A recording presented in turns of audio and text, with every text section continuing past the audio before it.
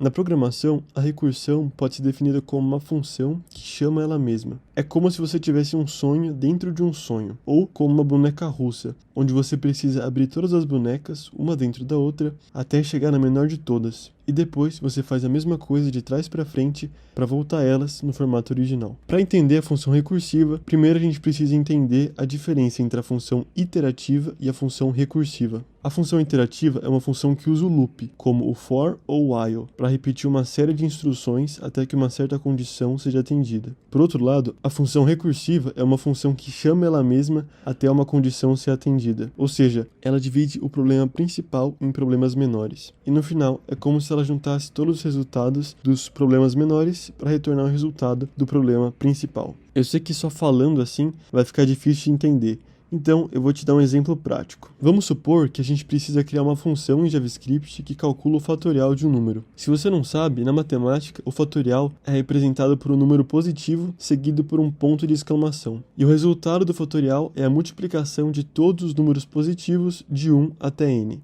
Ou seja, o fatorial de 5 seria 5 vezes 4 vezes 3 vezes 2 vezes 1, que vai ser 120. E o fatorial de 3 seria 3 vezes 2 vezes 1, que vai ser 6. Então, a gente vai criar essa função que calcula o fatorial das duas formas, a iterativa e a recursiva. Assim, fica mais fácil de você entender a diferença entre elas. Na forma iterativa, a gente vai criar a função fatorial, que vai pegar n como argumento, e dentro dela, a gente vai criar uma variável resultado, com o valor de 1, porque esse é o valor mínimo que um fatorial pode ter. E agora, a gente vai criar o loop for da função. Então, enquanto o contador i for menor ou igual ao número que a gente quer calcular o fatorial, o loop vai continuar. E dentro desse loop, a gente vai multiplicar o valor do resultado pelo próximo número da contagem. Ou seja, se a gente pedir para a função calcular o fatorial de 3, esse loop vai fazer a multiplicação de 1 vezes 2 vezes 3, que vai retornar o resultado 6. Essa é a função iterativa, que você provavelmente já usou diversas vezes. Agora, para criar a função recursiva, a gente vai começar de novo criando a função fatorial, que pega n como argumento. Só que agora a gente vai começar criando uma condição, onde se n for igual a 1 ou igual a 0, a função vai retornar 1. Mas agora, se n for maior do que 1, a função vai retornar n multiplicado pela própria função, só que dessa vez levando n menos 1 como argumento. Ou seja, se a gente quiser calcular o fatorial de 5, a função vai verificar. 5 é igual a 1? Não. Então ela vai retornar 5 vezes o fatorial de 4. Isso vai chamar a função de novo, mas dessa vez com o fatorial de 4, que vai retornar 4 vezes o fatorial de 3. O fatorial de 3 vai retornar 3 vezes o fatorial de 2. O fatorial de 2 vai retornar 2 vezes o fatorial de 1. E por fim, o fatorial de 1 vai retornar 1. O fatorial de 1 é o que a gente chama de caso base, porque é ele que coloca um fim no loop da função.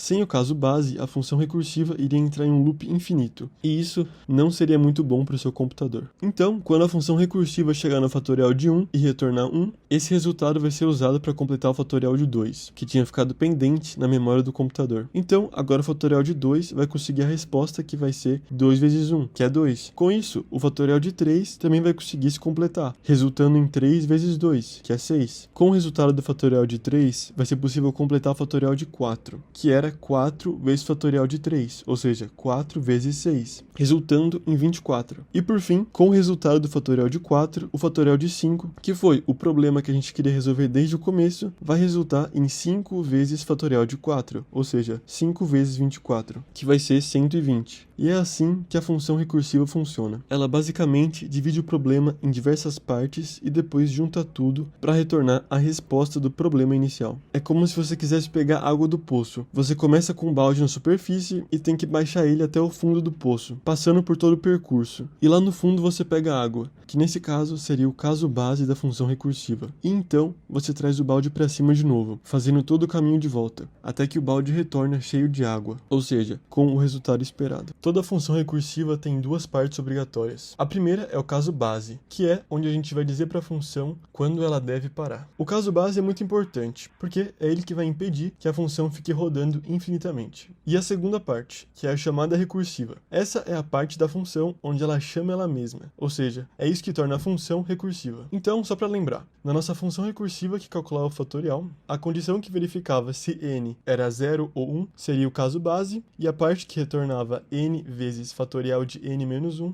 seria parte da chamada recursiva. Agora que você já entendeu melhor como a função recursiva funciona, a gente pode ir para um exemplo mais famoso em que a recursividade também pode ser aplicada, a sequência de Fibonacci. A sequência de Fibonacci é uma sequência de números onde cada número é a soma dos dois números anteriores. A sequência começa com 0 e 1 e segue assim: 0 mais 1, 1.